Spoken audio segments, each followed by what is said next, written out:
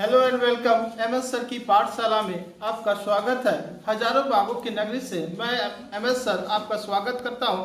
आज केमिस्ट्री का जो तीसरा पार्ट लेकर के मैं आपके समक्ष उपस्थित हुआ हूं। Chemistry chapter 1 part 1 part 2 important question MCQ question जो है वो आपको पीछे की वीडियो में मिलेगा। अभी पार्ट 3 लेकर आया हूँ, एक दो पार्ट और बनेगा। सारे इंपॉर्टेंट क्वेश्चंस आपके लिए उपस्थित है। तब तक हो चुका आगाज, युग बदलने की तैयारी है, जीत उसी की होगी जिसकी संघर्ष जारी है। मेरी संघर्ष जारी है, आप भी संघर्ष करते रहिए। मेरे वीडियो को लाइक कीजिए, शेयर कीजिए, सब्सक्राइब कीजिए और कमेंट करना आप लोग भूल जाते हैं। कमेंट कीजिए जरूर किस प्रकार की और आवश्यकता है, किन विषयों की आवश्यकता है, जरूर कमेंट करें। चलिए शुरू करते हैं। कक्षा 10 रसायन विज्ञान पार्ट 1 भाग 3 एमसीक्यू क्वेश्चन पार्ट 3 है। पार्ट 4 5 भी आ सकता है, अगर आप चाहेंगे तब। व्यू बढ़ेगा, सब्सक्राइबर बढ़ेगा, हमारी मेहनत भी बढ़ेगी। पहला क्वेश्चन है, शरीर में कार्बोहाइड्रेट के टूटने से बनता है। शरीर में कार्बोहाइड्रेट के टूटने से बनता है। पहला प्रश्न है कि कार्बोहाइड्रेट कहाँ से मिलता है। तो कार्बोहाइड्रेट हमें चावल से मिलता है, रोटी से मिलता है, ब्रेड से मिलता है। इन सभी को जब हम लोग खाते हैं तो हमारे शरीर में कार्बोहाइड्रेट आता है। अब ये जब कार्बोहाइड्रेट हमारे शरीर में जाता है तो टूटता है, और टूटने के बाद क्या बनता है? शरीर में कार्बोहाइड्रेट के टूटने से क्या बनता है? ग्लूकोज का निर्माण होता है। अब ग्लूकोज का निर्माण हो गया, ग्लूकोज से क्या मिलता है? ऊर्जा मिलता है। ग्लूकोज का रासायनिक समीकरण, एक और क्वेश्चन इसी में लगा दें। ग्लूकोज का सूत्र बताइए सर। C6H12O6 ये होता है ग्लूकोज का सूत्र। ग्लूकोज हमें ऊर्जा प्रदान करता है। उसी से संबंधित एक क्वेश्चन है, ग्लूकोज हमारे शरीर के कोशिकाओं में उपस्थित ऑक्सीजन से अभिक्रिया कर देता है। मतलब नहीं समझ में आया। प्रश्न ये है कि ग्लूकोज हमारे शरीर में निर्माण होता है। ग्लूकोज जो है हमारे शरीर में कोशिकाएं जो पाई जाती हैं वहाँ ऑक्सीजन के साथ अभिक्रिया करता है। अब ऑक्सीजन के साथ जब वह अभिक्रिया किया तो क्या हमें उत्पाद के रूप में प्राप्त हुआ? तो उत्पाद के रूप में प्राप्त होता है, उसको बोलते हैं ऊर्जा। तो क्वेश्चन था, ग्लूकोज हमारे शरीर के कोशिकाओं में उपस्थित ऑक्सीजन से अभिक्रिया कर देता है। तो क्या देता है? ऊर्जा देता है। अब अगर इसे रासायनिक समीकरण में लिखना चाहे सर तब लिख सकते हैं, बिल्कुल लिख सकते हैं। आप बताइए क्या था ग्लूकोज? तो ग्लूकोज का सूत्र क्या है? C6H12O6 बराबर रहेगा। ये ग्लूकोज का है सूत्र। ये किसके साथ अभिक्रिया कर रहा है? ऑक्सीजन के साथ, O2। ग्लूकोज ऑक्सीजन के साथ अभिक्रिया किया तो 3 उत्पाद हमें प्राप्त होते हैं। एक होता है कार्बन डाइऑक्साइड, दूसरा होता है जल और तीसरा होती है ऊर्जा। अब इस समीकरण को मैं लिखा, इस समीकरण से आपके लिए एक और क्वेश्चन बनता है। एक और क्वेश्चन सुनिए। ये प्रश्न है मेरा कि ये जो समीकरण लिखा हुआ है वह संतुलित समीकरण है कि कंकाली समीकरण है। तो आप पीछे वाले वीडियो देखे होंगे तो आपको पता चल गया होगा कि यह समीकरण संतुलित नहीं बल्कि कंकाली समीकरण है। तो सर क्या इसको संतुलित कर सकते हैं? बिल्कुल कर सकते हैं, इसमें कोई बड़ी बात नहीं है। सर इसको संतुलित करके दिखाइए। देखिए संतुलित कैसे होगा। यहाँ लिखा हुआ है, फिर से इसी संतुलित कर देते हैं। तो ये रिपीट क्या करें। यहाँ हमारा C कितना है? 6 है। तो देखिए C के पहले 6, तो वो कितना हो गया? H कितना है? 12। तो यहाँ 2 लगा हुआ है, यहाँ हो जाएगा 6। अब इसको एक बार काउंटिंग करके देखते हैं कि कितना आता है। अगर कुछ परमाणु, क्या बोलते हैं उसको, परमाणु संख्या जो है अगर दोनों तरफ बराबर नहीं हो तो उसको फिर हम चेक करेंगे।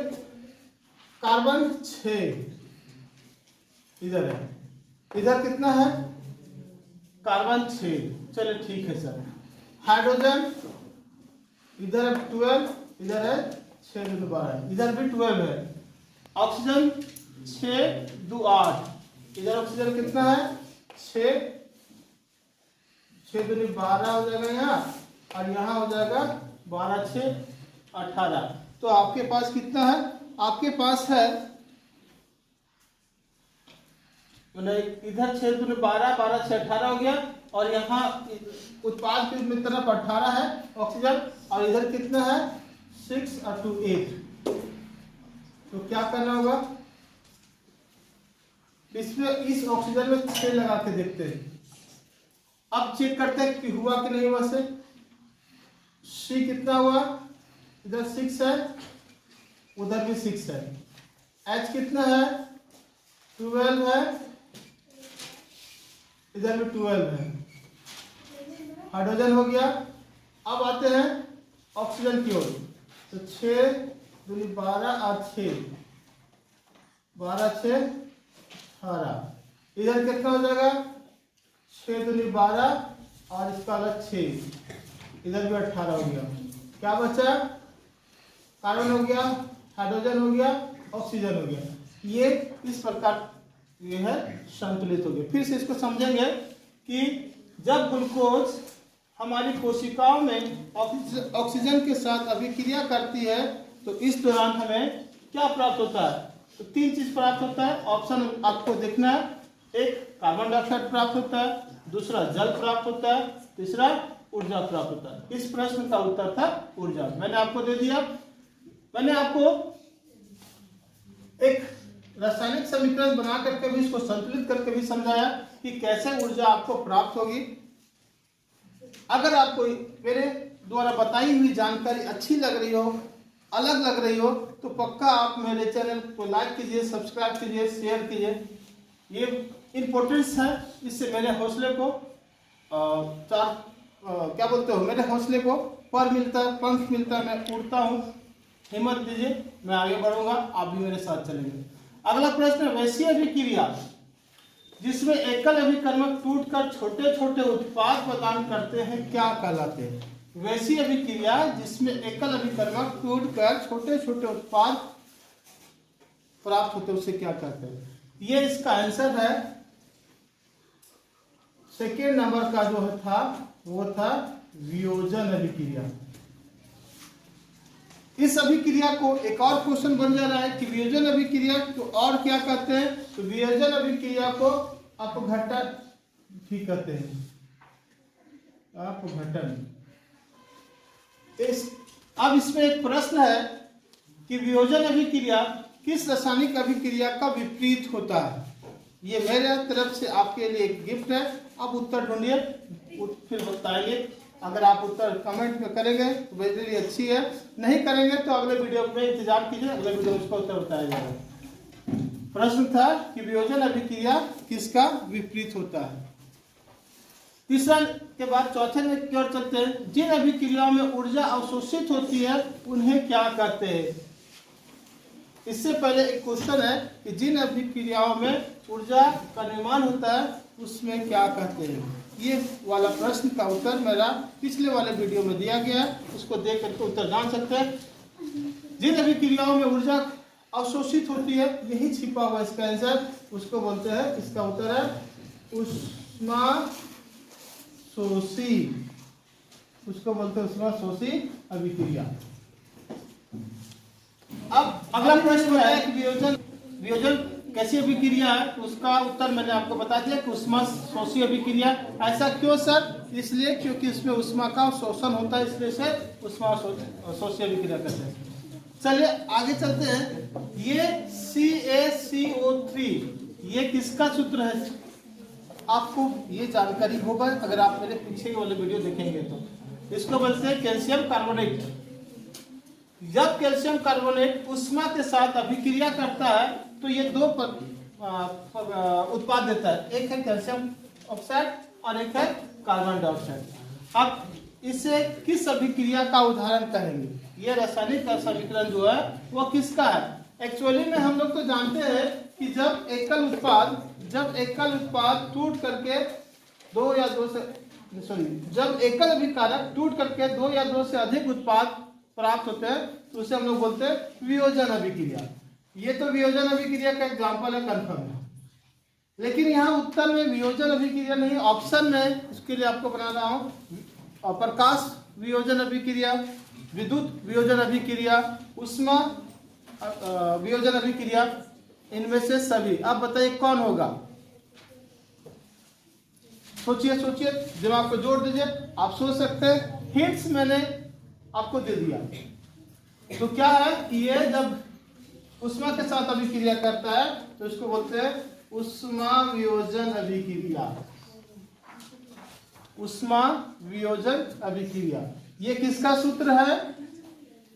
कैल्शियम कार्बोनेट इसमें बोलते हैं। इसमें कैल्शियम है, कार्बन है और ऑक्सीजन के 3 अणु मिलकर के कैल्शियम कार्बोनेट बनाता है। ये सूत्र किसका है सर? ये सूत्र है संगमरमर का। संगमरमर देखिए, वो टाइल्स, वो पत्थर जो जमीन में लगता है उसको संगमरमर बोलते हैं। इसी का सूत्र होता है। एक और प्रश्न इससे बनता है कि दीवार पर जो कुचाड़ा होने के बाद जो शाइनिंग आता है, जिसके वजह से वो यही है, ये इसी वजह से चमक आता है दीवार में। चलिए अगले प्रश्न के चलते हैं। इसमें एक और प्रश्न बचा हुआ है। एक और प्रश्न हम लोग चेक कर सकते हैं कि CaCO3 अभिकारक तरफ है, CaO और CO2 ये उत्पाद की तरफ है। इसमें चेक करिए कि ये समीकरण जो है, रासायनिक समीकरण है, वह कैसी समीकरण है? संतुलित समीकरण है कि रासायनिक कंकाली समीकरण है? तो इसको आप चेक करके देख सकते हैं। यहाँ कैल्शियम का 1 है, यहाँ भी कैल्शियम 1 है, कार्बन 1, यहाँ ऑक्सीजन के 3, ऑक्सीजन 1, ऑक्सीजन 2। इससे पता चल गया कि ये संतुलित समीकरण है, कंकाली नहीं। अगला प्रश्न है कि AgCl, Ag मतलब किसका संकेत होता है सर? AgOg बोले गाना नहीं है, बल्कि ये है चांदी का सूत्र होता है। वह जब क्लोरीन के साथ अभिक्रिया करता है तो सिल्वर क्लोराइड का निर्माण करता है। सिल्वर क्लोराइड जब प्रकाश के साथ अभिक्रिया करेगा तो हमें उत्पाद के रूप में क्या प्राप्त होगा? चांदी अलग और क्लोरीन अलग। किस अभिक्रिया का उदाहरण है? यहाँ भी एकल अभिकर्मक टूट करके 2 या 2 से अधिक उत्पाद प्राप्त कर रहे हैं या दे रहे हैं, ये भी तो वियोजन ही होगा, कंफर्म ये भी वियोजन अभिक्रिया है। लेकिन इसमें एक और ध्यान रखना है कि ये वियोजन अभिक्रिया के साथ साथ ये प्रकाश वियोजन है, क्योंकि इसमें प्रकाश की उपस्थिति में टूटने फूटने का काम हो रहा है, इसलिए से प्रकाश वियोजन अभिक्रिया भी हम लोग कहेंगे। अगला प्रश्न है H2O, जिसको हम लोग बोलते हैं जल का सूत्र H2O। ये 2 आपको पता है कि संतुलन करने के लिए, बैलेंस करने के लिए ऐसा किया गया।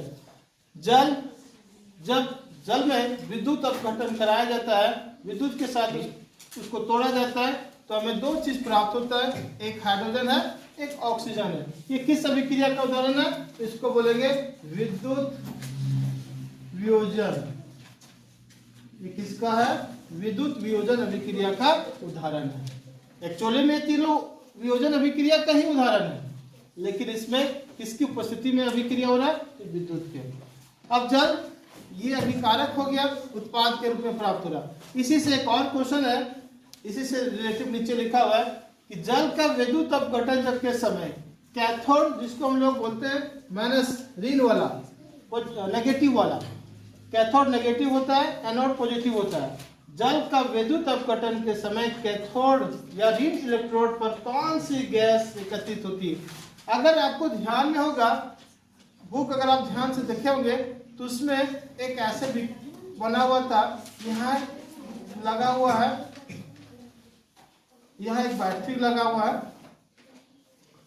और यहाँ जल डाला हुआ था। ये बाल्टी समझ लीजिए, बीकर समझ लीजिए, इसमें छड़ लगा हुआ था। अब जब विद्युत इस तरह से प्रवाहित हो रहा था तो यहाँ ये मान लीजिए कैथोड है, ये एनोड है। तो यहाँ पे कौन से जल में जब विद्युत प्रवाहित हुआ तो जल, ये जो पूरा जल है टूटेगा, तो टूटने के बाद माइनस में कौन सा जल एकत्रित, माइनस में कौन सा गैस इकट्ठा होगा? मतलब कैथोड पर कौन से गैस का निर्माण होगा, उत्पन्न होगा, इकट्ठा होगा? ये प्रश्न का उत्तर है H2। H2 मतलब सर, H2 मतलब होता है हाइड्रोजन गैस। हाइड्रोजन गैस कहाँ बना? कैथोड पर बना। एक और प्रश्न अभी इसी में और हम जोड़ देते हैं, उसको आप लोग लिख लीजिएगा कि जल का विद्युत अपघटन के समय कैथोड की जगह पे मैं कर दिया एनोड। एनोड पर कौन सी गैस एकत्रित होता है? एनोड पर कौन सा गैस बनता है, मतलब इसमें कौन सा गैस होगा? तो जल दो अणुओं से, हाइड्रोजन और ऑक्सीजन के दो अणुओं से मिलकर बना हुआ है, तो हाइड्रोजन तो अलग हो गया, तो बचा कौन? ऑक्सीजन। तो प्लस में होगा, ध्यान रखिएगा कि प्लस में ऑक्सीजन होगा और माइनस में हाइड्रोजन होगा। वो भी कर सकते, O2 भी कर सकते, उससे कुछ नहीं है। चलिए अगले प्रश्न की ओर चलते, समझ में आ गया होगा बात, मुझे पूर्ण विश्वास है। अगला प्रश्न है, श्याम श्वेत फोटोग्राफी में किसका उपयोग किया जाता है? श्याम श्वेत फोटोग्राफी, सर नाम ही तो नहीं सुना इसका, सुनोगे कहाँ बाबू? ये अभी रंगीन कलरफुल दुनिया है।